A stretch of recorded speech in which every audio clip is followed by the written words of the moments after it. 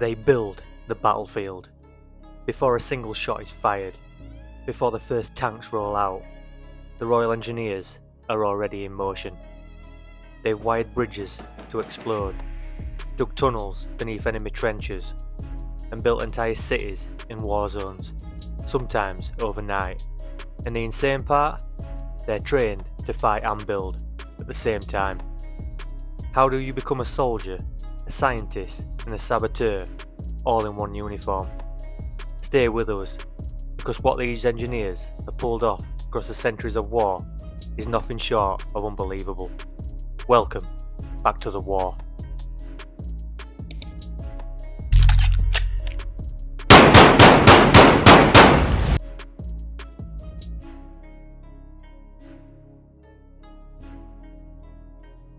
The Royal Engineers were officially established in 1716, but their roots go back even further, to the days of castle sieges, catapults, and medieval sappers.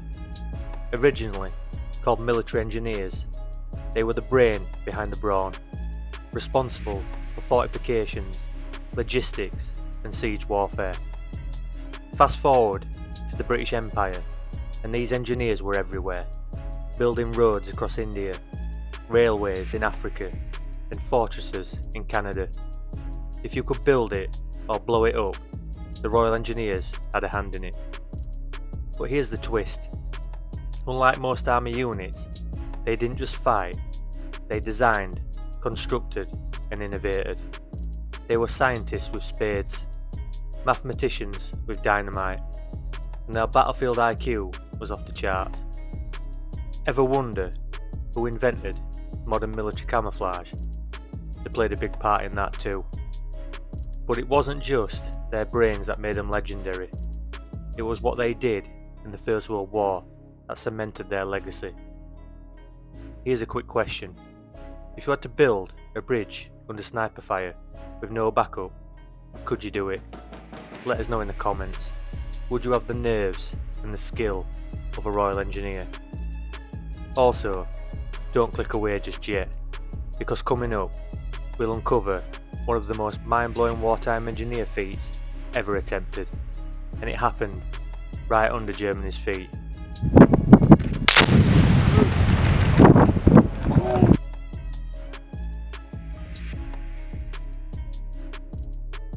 By 1915, trench warfare had reached a brutal stalemate. That's when the Royal Engineers unleashed their secret weapon, tunnelling companies.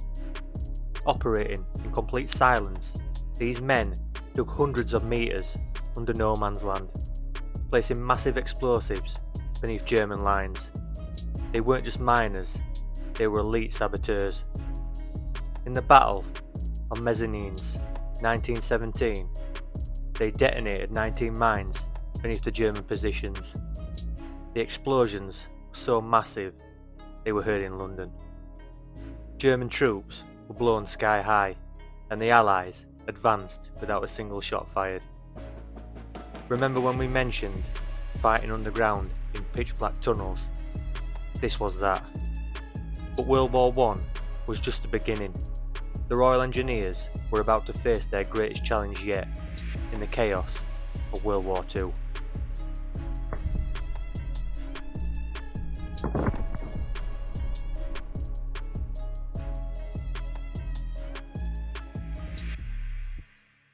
June 6, 1944, D-Day. As bullets flew and bodies dropped on the beaches of Normandy, who landed with the first waves of infantry? The Royal Engineers.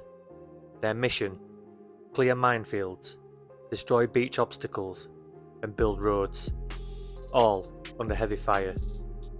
They used special tanks called Armoured Vehicle Royal Engineers, which looked like regular tanks, but had petards, giant mortars for blowing up bunkers. They even deployed floating bridges called Bailey Bridges, allowing tanks to cross rivers where all other paths had been destroyed.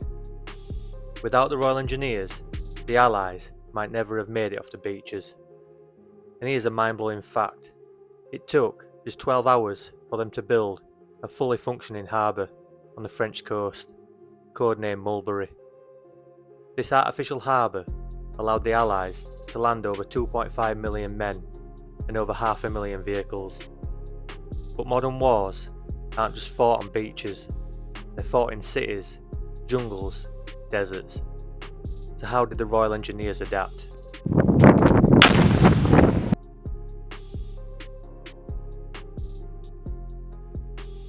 Today's Royal Engineers are part of nearly every British Army operation, from disaster relief in the Caribbean to clearing IEDs in Afghanistan.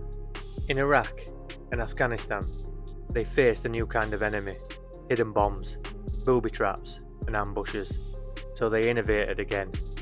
Using mine-detecting robots and improvised vehicle armour, they became one of the most adaptable and respected units on the ground.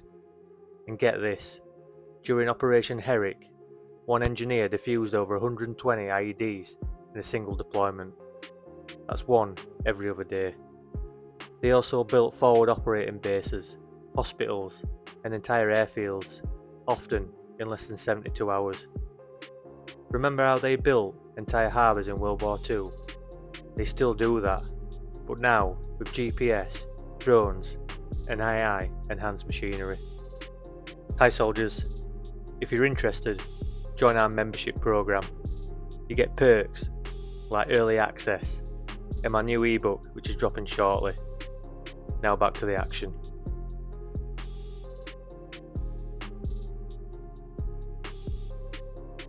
The Royal Engineers have also took part in the Falklands War, where they constructed an entire runway on the remote island of Ascension, turning a rock in the South Atlantic into a fully operational RAF base virtually overnight.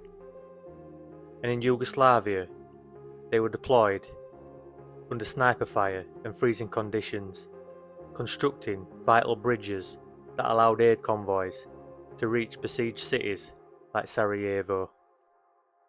They've also taken part in other programs, like in 1969 when the UK was experimenting with its own satellite launchers. And even now, in 2025, they're working with space and cyber defence units, ensuring Britain's military is ready for future conflicts. The Royal Engineers, or Sappers, aren't just builders, they're thinkers. Every recruit is trained in both combat and engineering, meaning they can shoot, solve and survive in any situation. And ask any general and they'll tell you, you don't go to war without your engineers.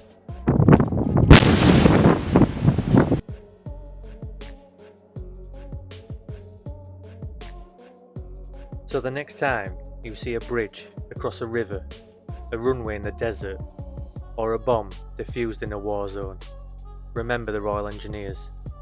They are the invisible force behind every major British military operation, from the age of empire to the edge of space. And if you're enjoying our deep dives into the supporting arms, check out our video on the WWII, friendly rivals to the Royal Engineers.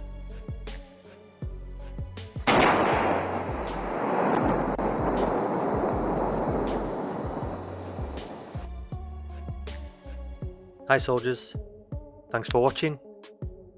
Don't forget to like, subscribe and leave your thoughts in the comments. And if you're interested, join our membership programme. That's an order.